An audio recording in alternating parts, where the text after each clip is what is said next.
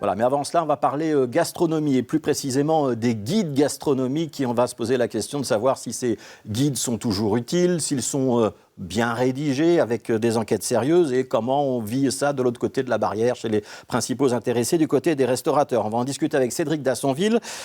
Il est chef d'un restaurant, c'est le Cocoum qui se trouve à Woluwe-Saint-Pierre, et avec Éric Boschman qui est sommelier mais aussi critique gastronomique, humoriste à 16 heures avec des spectacles qui tournent autour de la nourriture. Si je ne me trompe pas, Éric, vous me corrigez, vous avez un spectacle qui s'appelle Ni Dieu ni maître mais du rouge qu'on devrait voir le 3 juin à l'Hôtel Armand à Saint-Gilles. C'est raison ? Tout à fait, Ouais. tout à fait. Alors ça, c'est la page promo. Maintenant, attaquons le vif du sujet, Éric. Le guide Michelin qui a fait couler beaucoup d'encre, avec notamment une étoile en moins pour le Comme Chez Soi, et surtout beaucoup d'étoiles côté flamand, et très peu d'étoiles côté wallon, et pas du tout de nouvelles étoiles du côté bruxellois. C'est un guide qui reste un guide sérieux, c'est un guide qu'on doit continuer à suivre, ou il faut le jeter à la poubelle et se dire que son époque est passée ? Alors pour faire vite, je pense que la première chose, c'est qu'on n'a pas à juger de ces jugements, même si on rêve tous de comprendre comment ils fonctionnent, parce qu'on ne comprend pas comment ils fonctionnent. On n'a pas à juger de ces jugements parce que c'est une entreprise privée. Quand moi je fais une chronique dans le magazine pour lequel je travaille, Moustique pour ne pas le citer, j'écris en mon nom en tant que chroniqueur quand Luc Daillet critique un film, voilà, on peut ne pas être d'accord, mais c'est comme ça. Maintenant, est-ce que c'est utile ? Je pense que j'ai eu un restaurant il y a longtemps, j'ai eu une étoile au Michelin en 2000 avec le pain et le vin à Uccle à l'époque. On est content de l'avoir, faut pas se leurrer. Mais on vit très bien sans aussi. J'ai mangé ce midi, j'ai été lunché à la place Roupe. C'était rigolo de voir que d'abord c'était complet et que 80% des clients mangeaient les plats classiques que Michelin semble reprocher au Comme Chez Soi de faire. Donc c'est compliqué, on a envie de le détester. Michelin, c'est un peu comme la France. C'est le truc qu'on aime détester et qu'on déteste aimer. Ouais. Vous voyez et donc tout le monde a un avis là-dessus en disant ouais, ils sont pas compétents, j'aimerais bien les voir dans une... Alors, les inspecteurs sont tous des gars qui ont fait l'école hôtelière. Est-ce qu'ils ont travaillé ? C'est une autre histoire. Est-ce que leur jugement est fiable ? Moi, je trouve que c'est comme un peu too much ce qui se passe Ouais. au niveau de la différence entre la Flandre et le reste de la Belgique. Ouais. Mais On va les politiques flamands... On va donner quand même quelques chiffres, parce que donc il y a le Comme Chez Soi dont tout le monde a perdu, dont tout le monde a parlé, qui a perdu une étoile, mais quand même sur les 16 nouvelles étoiles, il y en a 12 côté flamand, il y en a 3 en Wallonie, donc il y en a 2 dans le Grand-Duché de Luxembourg, parce que le Grand-Duché de Luxembourg, ça fait partie de la Belgique pour le Michelin, et il n'y en a aucune à Bruxelles. Est-ce que ça, c'est une situation que vous trouvez normale ? Vous êtes soft ce soir, mais j'ai lu un petit texte sur les réseaux sociaux avant-hier, Éric, vous n'aviez pas l'air de très bonne humeur. Non, mais je suis toujours de la même humeur. Je trouve que c'est un peu absurde ce qui se passe. Je suis soft parce que voilà, Michelin est souverain et qu'on peut pas, on peut difficilement attaquer leur jugement. Tu sais, moi, ça me fait rire quand je vois des restaurateurs qui disent je rends mes étoiles ou je les refuse. On les refuse pas, on n'a pas le choix de les accepter ou pas. Par contre, derrière, on peut ne pas répondre au questionnaire du Michelin, ne pas vouloir figurer dedans. Ça, c'est une chose. Et pour revenir sur le côté communautaire, je pense que la politique en Flandre, au sens large, je ne parle pas de parti politique, mais de politique globale, a été une politique comment dirais-je, depuis 25 ans, les Flamands sont persuadés d'être le centre du monde gastronomique et ils le font savoir dans toutes les langues à tout le monde. Et ça tape sur Michelin aussi. Chez nous, déjà la Wallonie et Bruxelles ne roulent pas dans la même catégorie et qui plus est, il n'y a pas il n'y a pas de soutien, que ce soit de la part du ministère du Tourisme, etc. Alors, chacun fait un petit truc pour la gastronomie, mais il n'y a pas une idée globale qui pourrait faire avancer. Et je ne parle pas que de la gastronomie de luxe ou que du street food, on pourrait tout faire bouger. Je pense que si on unifiait les moyens, ce ne serait pas inintéressant. Alors, on va donner la parole à... Ouais. On va donner la parole à Cédric Dassonville, si vous voulez bien, qui est donc chef d'un restaurant qui s'appelle Le Cocoum, au Woluwe-Saint-Pierre. Beaucoup de poissons, un mélange d'une cuisine inspirée des pays scandinaves et des pays d'Asie, si je veux faire court. Cédric Dassonville, vous n'êtes pas référencé dans le Michelin, si je ne me trompe pas. Par contre, vous êtes référencé dans le Goemio, vous avez un 14/20 avec 2 toques. Ça vous plairait d'avoir une étoile ou c'est quelque chose qui vous intéresse pas et surtout qu'on vous embête pas avec ça? C'est quoi votre attitude, vous qui êtes un chef d'un resto?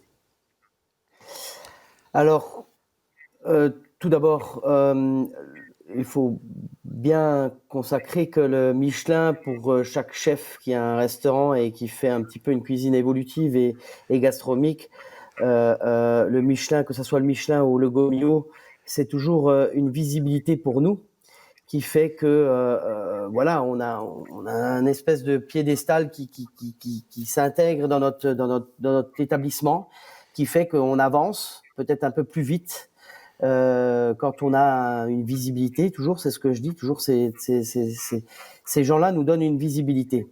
Est-ce que j'ai envie d'avoir une étoile ou pas? Oui, comme chaque chef, on a envie d'avoir une récompense. Est-ce que c'est l'étoile? Est-ce que c'est un point en plus dans un guide?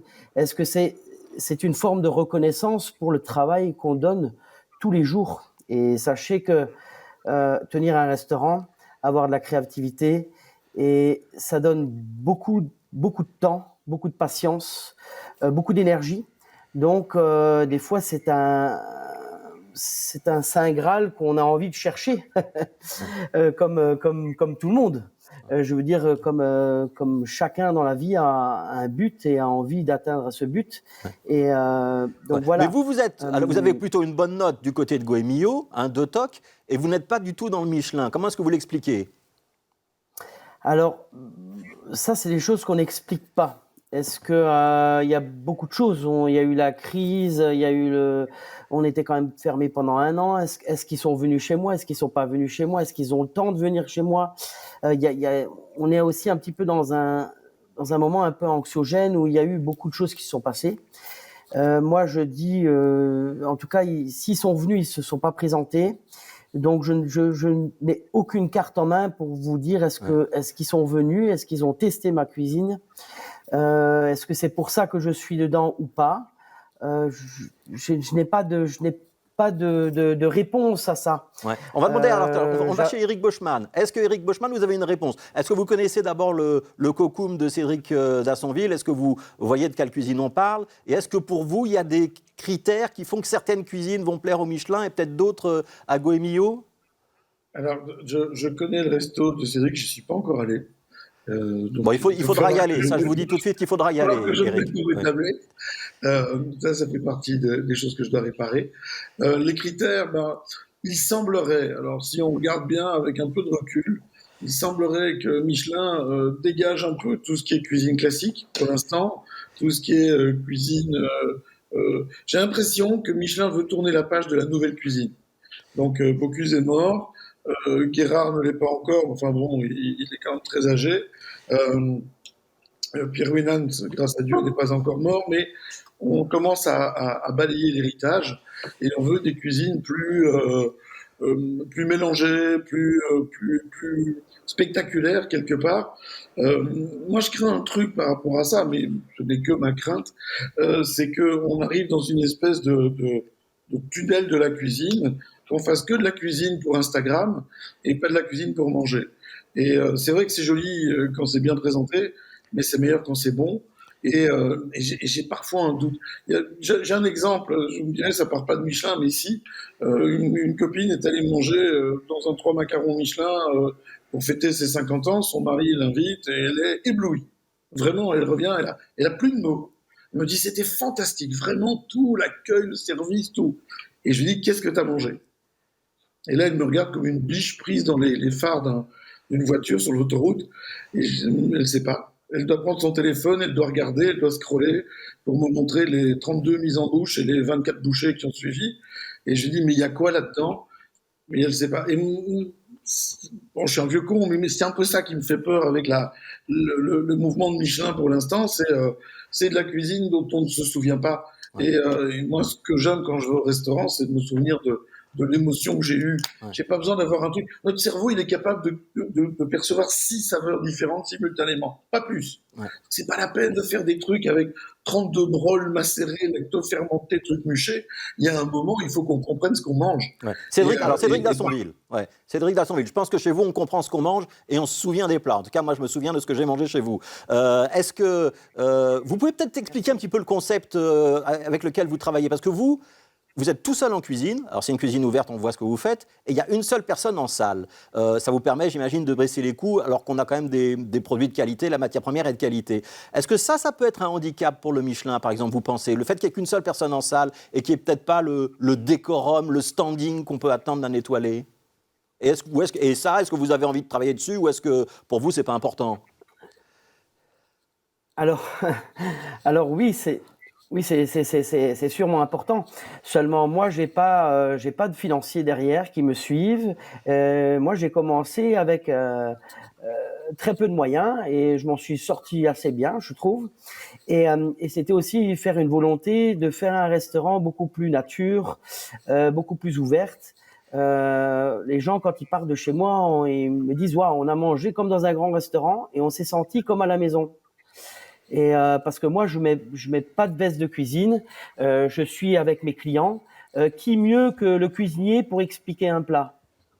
Donc moi, je sors de ma cuisine. Quand il faut que j'explique mon plat, qui mieux que moi peut expliquer le plat? Donc c'est une démarche qui est un petit peu différente. Est-ce que les guides aiment ça? Est-ce que les guides n'aiment pas ça?